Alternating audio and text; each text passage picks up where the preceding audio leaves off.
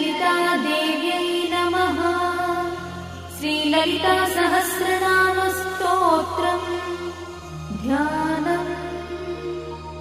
अरुणां करुणातरङ्गिताक्षीं धृतपाशाङ्कुशपुष्पबाणचापाम् अणिमाधिभिरावृतां मयूखैः अहमित्येव विभावये Bhavani.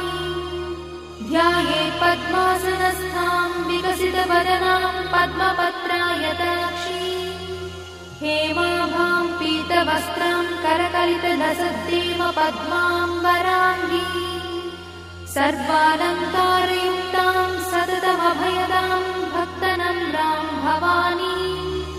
श्रीविद्यां शान्तमूर्तिं सकलसुरन्तां सर्वसम्पत्प्रदात्री Shri Mata श्रीमहाराज्ञी श्रीमत्सिंहासनेश्वरी चिदग्निकुण्डसम्भूता देवकार्यसमुद्यता उद्यद्भानुसहस्राभा चतुर्बाहुसमन्विता रागस्वरूपपाषाढ्या क्रोधाकाराङ्कुशोज्ज्वला मनोरूपेक्षुकोदण्डा पञ्चतन्मात्रसायका